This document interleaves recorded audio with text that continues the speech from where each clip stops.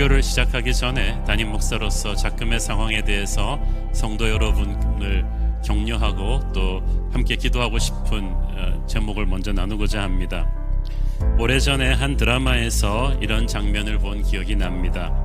80년대 중반 세팅인데요. 모두가 아직 넉넉하지 못하던 시절에 그 남편과 아이 둘을 데리고 열심히 살던 한 여인이 있었습니다. 그런데 사고로 남편이 갑자기 세상을 떠났습니다. 홀로 남은 여인은 그래도 어려운 살림에 아이 둘을 키우면서 열심히 살아가는데 이 시어머니와 시집 식구들은 툭하면 찾아와서 네가 남편을 잡아먹었다, 아이들이 저 모양인 것은 너 때문이다 하면서 항상 여인에게 온갖 사나운 말을 다 퍼부어댔습니다. 어느 날도 시집 식구들이 찾아와서 그러고 간 후에 여인이 울고 있는데 문득 시골에서 친정 엄마가 올라오셨어요. 말을 하지 않아도 사정을 다 짐작하고 있는 친정 어머니가 딸의 어깨를 토닥여주면서 말한 대사가 아직도 기억이 납니다. 경상도 분이었는데 울지 마라, 네 잘못한 거 없다. 울지 마라, 네 잘못한 거 없다. 제가 왜 그 드라마가 생각이 났는가 하면 최근 직장생활 하시는 우리 성도들이 직장에서 당신 교회 다니지? 도대체 교회 다니는 사람들은 왜 그래? 당신들이 국민 안전을 무시한 채 왜 계속 예배를 드려가지고 사태를 이렇게 만들어? 라는 말들을 자주 들으시면서 참 마음고생들을 많이 하신다고 들었습니다. 심지어는 우리 주일학교 학생들도 학교에서 친구들로부터 비슷한 교회 비판을 듣고 우는 아이들도 있다고 들었습니다. 예배 드리는 것이 교회에 속한 것이 마치 비양심적이고 몰상식한 행위인 것처럼 몰아가는 이 사회 분위기 속에서 우리 성도들 마음이 처음에 제가 말씀드린 억울하게 시집 식구들에게 당하던 그 여인처럼 마음이 서럽고 위축된 것 같습니다. 목회자로서 저는 이런 상황이 너무나 안타깝습니다. 결론부터 말씀드리자면 저는 오늘 주님의 마음으로 그 친정 어머니가 했던 위로를 우리 성도 여러분들에게 드리고 싶습니다. 울지 마라, 네 잘못한 거 없다. 코로나 바이러스가 수도권을 중심으로 재확산되자 정부는 원인을 특정 교회 탓으로 돌리며 맹렬히 공격하고 있고, 이로 인해 한국의 모든 교회들이 예배 금지 프레임에 갇혀서 치명적인 이미지 손상을 입고 있습니다. 물론 문제의 교회가 원인 제공을 한 것은 맞습니다. 그 교회 목회자와 신도들은 정부 방역 지침을 철저히 지켜야만 합니다. 하지만 그것 때문에 마치 모든 한국 교회가 바이러스의 원산지인 것처럼, 슈퍼 전파자인 것처럼 매도당하고 국민들이 예배드리는 성도들에게 돌을 던지는 사회적인 분위기로 정부와 여론이 몰아가는 것은 분명히 잘못된 것입니다. 이는 중동 사람들 모두가 아이시스 테러리스트라고 매도하는 것과 똑같은 것입니다. 경기와 수원 지역의 몇몇 중대형 교회들은 워낙 방역을 철저히 해서 확진자가 다녀갔는데도 교인들은 전부 음성 판정을 받았습니다. 그 정도로 대부분의 한국 교회들은 그동안 엄청난 희생을 감수해가며 철저하게 정부 방역 조치에 협력해 왔습니다. 그런데 정부가 거기에 대한 치하와 감사는 한마디도 없이 방역 지침을 개인적으로 지키지 않은 극소수 교회들의 책임을 한국 교회 전체에 뒤집어 씌우는 것은 아닌 것 같습니다. 스타벅스에서 확진자가 나오면 해당 업소를 며칠 폐쇄시키고 방역 소독 작업을 한 뒤에 다시 오픈하게 하는 것이 상식입니다. 하지만 전국의 모든 스타벅스에서 영업 못하게 하지는 않지 않습니까? 마트도 마찬가지였습니다. 그런데 왜 유독 교회만은 몇몇 교회에서 확진자가 나오면 모든 교회들에게 예배 금지 명령을 내리는 것입니까? 교회는 어떤 특별한 대우를 원하는 것이 아니고 특별한 차별을 받기를 원치 않을 뿐입니다. 정부는 섣부른 판단으로 방역망에 구멍이 뚫리게 한 스스로의 책임을 왜 인정하고 먼저 사죄하지 않습니까? 외식 여행 할인 쿠폰을 뿌리고 임시 공휴일까지 지정해서 외출과 여행을 독려하며 코로나 병상 감축 지시까지 내린 것은 정부입니다. 이것은 정부가 국민에게 방심해도 된다는 일종의 시그널을 보낸 것입니다. 코로나는 중국 우한에서 시작되었고 사실 정부가 처음부터 중국에서 들어오는 입국자들 통제만 신속하게 했었어도 국내 코로나 피해가 초기에 이렇게 확산되지 않았을 것입니다.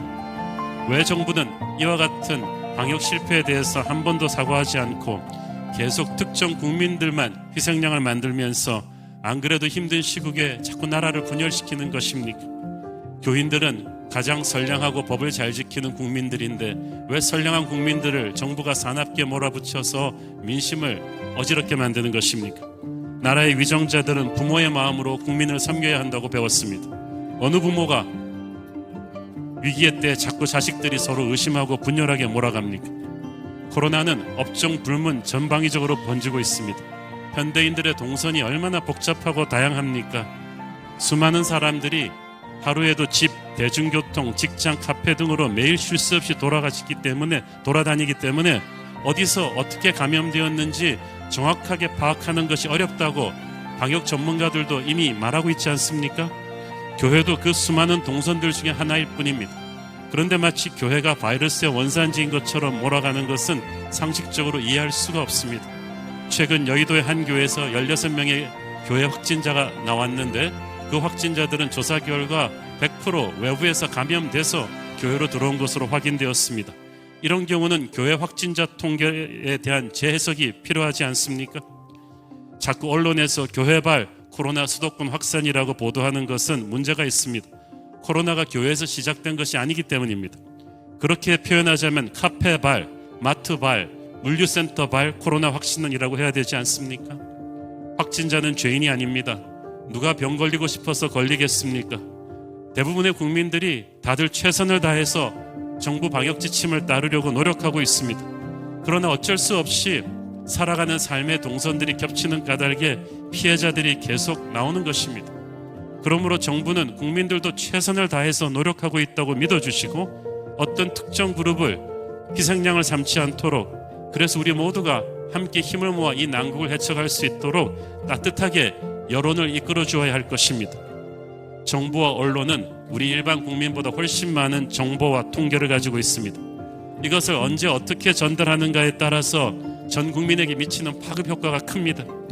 저는 정부와 언론이 어떤 정치적인 의도를 가지고 이 코로나 사태를 이용하지 않기를 바랍니다. 위정자들은 부모의 마음으로 국민들을 따뜻하게 끌어안아 주십시오. 서로 사랑하는 나라가 될 수 있도록 국정 운영을 해주기를 부탁합니다. 국민은 법 질서를 따를 것입니다.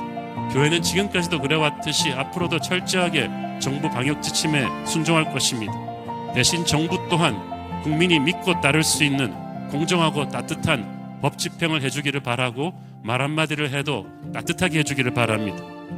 왜 이렇게 상황이 힘든데도 교회들은 계속 예배를 강행하는 것인가? 헌금 때문에 그러는 것인가? 저는 이런 거친 비판들이 세상에서 나오는 것에 대해서 충격을 금치 못하겠습니다. 세상에 헌금 때문에 예배하는 교회가 어디 있습니까? 그런 교회가 있다면 그건 교회가 아닐 것입니다. 스타벅스에서 확진자들이 나왔을 때 왜 이렇게 상황이 힘든데 굳이 스타벅스 가서 그러느냐라고 말하는 사람을 저는 한 명도 본 적이 없습니다. 롯데마트에서 확진자 나왔을 때 왜 이렇게 상황이 힘든데 굳이 마트 가야 하는가 하는 사람 보지 못했습니다. 그런데 왜 교회는 그렇게 말하는 것입니까?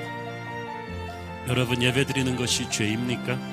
세상의 눈에는 예배드리는 것이 모여서 커피 마시는 것보다 하찮게 보일지 몰라도 예배는 인간들이 모여서 할 수 있는 가장 고귀한 것입니다. 거룩한 하나님과 죄인된 인간이 만나는 놀라운 경험입니다.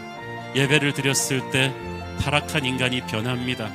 예배를 제대로 드리면 술과 여러 가지 악한 습관들을 끊고 건강한 사람이 되는 것입니다. 건강한 가정을 이루게 하고 나라를 사랑하는 국민이 되게 하는, 그래서 건강한 나라를 만드는 것이 예배의 힘인 것입니다.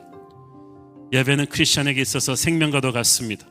북한의 지하교회 성도들은 대부분 예배드리다가 체포되었습니다. 예배드리지만 않았으면 살 수 있었는데 그들은 그렇게 하지 않았습니다.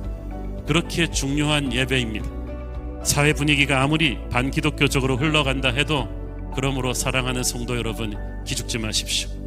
저는 주님의 심정으로 다시 한번 그 친정 어머니가 했던 말을 가지고 여러분을 격려하고 싶습니다. 울지 마라. 네 잘못한 거 없다.